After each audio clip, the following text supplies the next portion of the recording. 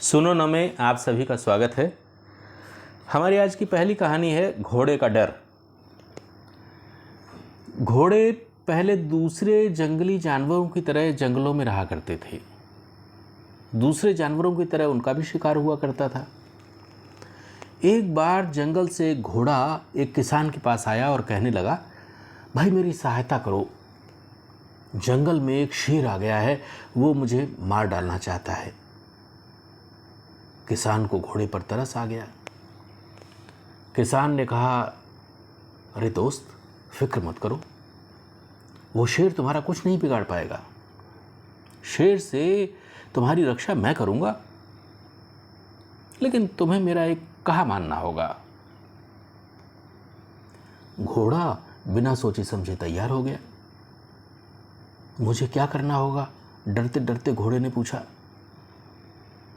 तुम्हें मेरा कहना मानना होगा, जैसा मैं कहूं बस वैसा करते रहो, और तुम जो चाहो सो करो। घोड़ा बोला, लेकिन कृपा करके मुझे उस शेर से बचा लो। किसान ने उसके गले में रस्सी डाली और अपने घर ले आया। घोड़े से बोला, अब तुम एकदम सुरक्षित हो। जब मैं तुम्हें बाहर ले जाऊंगा तब मैं तुम्हारी पीठ पे सवार रहूंगा, मैं तुम्हारे साथ रहूंगा, तो ये शेर तुम्हारा कुछ नहीं बिगाड़ पाएगा। ठीक है, मगर क्या यहां मुझे खाना मिलेगा? बिल्कुल मिलेगा। अरे, मैं तुम्हारे लिए ताज़ा हरी घास लाया करूंगा और तुम्हें चने खिलाया करूंगा। किसान की बात सुनकर घोड़ा बड़ा खुश हुआ। अब किसान ने उस पर सवारी करना शुरू कर दिया। गले में लगाम और पीठ पे काठी भी कसवा दी। इस नए जीवन को पाके घोड़ा अपने आप को धन्य समझने लगा। लेकिन कुछ ही दिन में घोड़े को बात समझ में आ गई कि अब सच बात यह है कि मैं इस किसान के चंगुल में फंस चुका हूं। उसने मन ही मन सोचा कि मैं यहां सुरक्षित तो जरूर हूं, लेकिन आज़ाद नहीं हूं। मैंने सुरक्षा प्राप्त की, लेकिन अपनी आज़ादी खो दी। ये तो बड़ा बुरा सौदा हुआ, पर अब मैं करूं तो करूं क्या? बिना सोचे समझे मैंने एक शेर की डर की वजह से ऐसा समझौता कर लिया। काश उस दिन मैं इतना डरा हुआ ना होता और हिम्मत से काम लेता, अपनी रक्षा स्वयं करता, तो आज मैं इस किसान का गुलाम न हुआ होता। और उस दिन से आज तक घोड़ा इंसानों का गुलाम है। मतलब ये कि संकट में हमें साहस से काम लेना चाहिए। हमारे आज की दूसरी कहानी है गंजे की अक्लमंदी। एक दिन एक घुड़सवार किसी कस्बे से होकर जा रहा था। उसने हैट लगा रखा था और हैट पे लगे बालों की विग उसके गंजे सिर की शोभा बढ़ा रही थी। वो बड़े मजे से अपने घोड़े पे बैठा दौड़ता चला जा रहा था। तभी हवा का एक झोंका आया और उसके हैट के साथ ही नकली बालों की विग उड़ा के ले गया। अब उसका गंजा सिर कस्बे के सभी लोगों को दिखाई देने लगा। लोग ठहाका मार मार के उसका मजाक उड़ाने लगे। अरे ये देखो, भीड़ में से कोई बोला, अभी कुछ देर पहले ये आदमी जवान था, इसके सिर पे बाल थे, लेकिन अब देखो ये आदमी कितनी जल्दी बूढ़ा हो गया, इसके सिर के बालों का पता ही नहीं कहाँ गायब हो गए। है ना, बड़ा मज़ेदार सीन है भाई, क्या हुआ तुम्हारे बालों को? मगर ये सुन के वो आदमी ज़रा भी विचलित नहीं हुआ और न ही उसे गुस्सा आया। वो शांत रहा और अपने ऊपर हंसने वालों के साथ साथ हंस रहा। फिर बोला, देखो दोस्तों, ये बात सही है कि अक्ल आते आते आदमी बूढ़ा हो लेता है और बुढ़ापे की निशानी है गंजापन।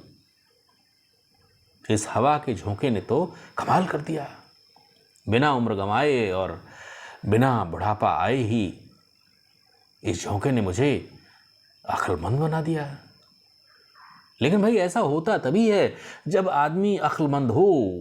तुम्हारी तरह से मजाक उड़ाना तुम्हारी बेअक्ली का पता देता है। और ये कह के वो आदमी अपने ऊपर हंसने वाले लोगों पर और भी ज़्यादा ज़ोर ज़ोर से हंसने लगा। मतलब ये कि दूसरों पर ही नहीं, खुद अपने पर भी हंसना सीखो। हमारी आज की तीसरी कहानी है बुद्धिमान मंत्री। एक दिन दो शिकारी जब सारा दिन जंगल में घूमते फिरते थक गए तो एक पुराने तालाब के किनारे बैठ के आराम करने लगे। शिकार न मिलने के कारण हालांकि वे बड़े निराश थे, लेकिन एक शिकारी कुछ ज़्यादा ही निराश था। तभी एक साथी उस तालाब से पीने का पानी भरने गया तो उसने देखा कि तालाब में बहुत सारी मछलियां तैर रही हैं। मछलियों को देख के उसके मन में फौरन ख्याल आया और उसकी आंखों में एक चमक आ गई। वो पानी लेकर अपने साथी चंदू के पास गया और बोला, अरे भाई चंदू, इतना निराश क्यों हो? काम धंधे में नफा नुकसान तो चलता ही रहता है। अगर आज शिकार नहीं मिला तो क्या हुआ? जिस तालाब के किनारे हम बैठे हैं ना, उसमें मछलियां ही मछलियां भरी पड़ी हैं। अरे जाल डालो और मछलियां पकड़ के शहर जाके बेचाओ। इस तरह अपना काम धंधा खूब चल पड़ेगा। बात तो तुम्हारी सही है, मगर अब तो शाम हो गई है।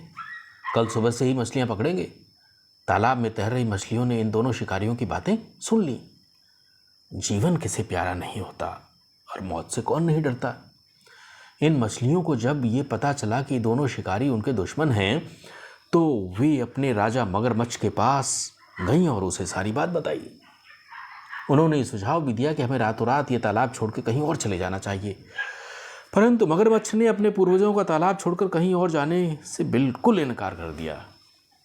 मगरमच्छ को उसके मंत्रियों ने भी समझाया, मगर रूढ़िवादी मगरमच्छ ने स्पष्ट इनकार कर दिया। राजा का अंतिम फैसला सुन के सभी मछलियों को बहुत निराशा हुई। वे सब मंत्री का मुंह देख रही थीं। उन्हें पता था कि मंत्री बहुत बुद्धिमान है, वो बचने का कोई न कोई रास्ता जरूर निकालेगा।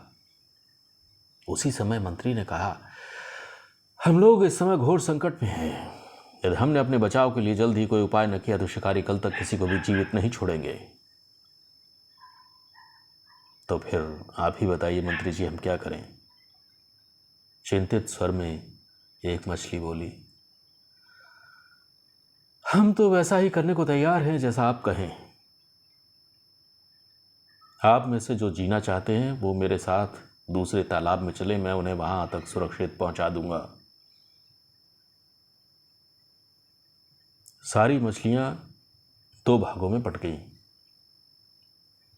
जिनमें से एक पक्ष राजा के साथ देने के पक्ष में था और दूसरा पक्ष मंत्री के साथ दूसरे तालाब में जाने को तैयार हो गया। मंत्री ने उसी समय कुछ बड़े बड़े कछुओं को बुलाया और उनसे प्रार्थना की कि भाई संकट के समय में हमारी मदद करो, नहीं तो शिकारी हमें मार डालेंगे। कछुओं ने मंत्री की बात मान ली और रातों रात मछलियों को अपनी पीठों पर लाद लाद के नजदीक वाले तालाब में पहुंचाना शुरू कर दिया। राजा ने अपने मंत्री और अपनी प्रजा को जाते देखा तो उसके मन में बड़ा दुख हुआ। वास्तव में मौत का डर तो उसे भी सता रहा था, मगर वो अपने पुश्तैनी तालाब को छोड़ के जाना नहीं चाहता था। सुबह उठकर उन दोनों शिकारियों ने तालाब में अपना जाल फेंका और मछलियों को पकड़ना शुरू कर दिया। एक एक करके राजा के पक्ष की मछलियां जाल में फंसती रहीं और राजा के हठ और रूढ़िवादिता के कारण तालाब की बची हुई मछलियां अपनी जान से हाथ धो बैठी। मतलब ये कि रूढ़िवादिता के लिए जान गंवाने में समझदारी नहीं होती। तो ये थी हमारी 3 कहानियां आज की सुनो ना के अंतर्गत। और सुनो ना के अंतर्गत अगली बार हम आपको और नई कहानियां लेके आएंगे और सुनवाएंगे।